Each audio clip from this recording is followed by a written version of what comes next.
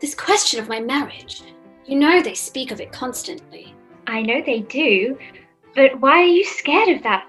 I've not said this out loud yet, but I do not wish to be married. I think it's really important to remember that although she never left England, the experience of her extended family and the currents of influence amongst the dress world connected her. And Austen is also living in a world that was increasingly reliant on material things as markers of social connection. I wish to go my own way, perhaps travel and explore the world. Oh, dearest Mary, come here, come closer so I can pat your face. There, how naive you are. For an unmarried woman to travel? No. They began to use pommaders to cope with the really awful smells in London. Sewerage was often left untreated. I don't know if you've ever seen pictures of chambermaids tipping out the chamber pot outside the front window of the house. My dearest Stephen, the more you read books, the more your mind is addled away from what is most important for our family, and that is that you are married before I die. Mother, do not put that pressure on me. I want to go out and explore. Marriage just seems like I'd be tied down, and I've already been tied down to my wealth and this you poor man.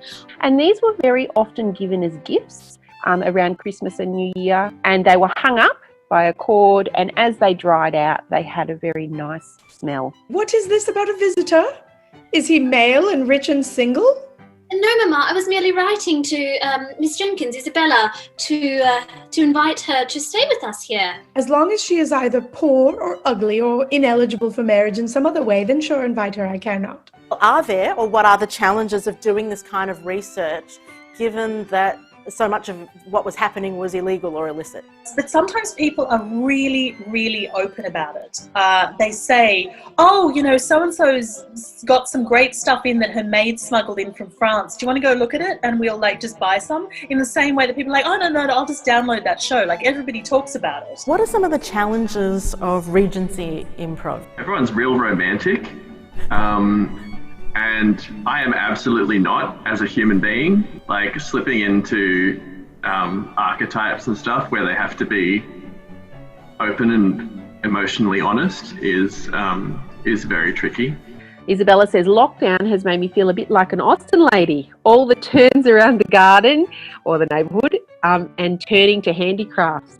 That's what I love about these types of festivals. It's a great opportunity to learn some things that you wouldn't have often come across.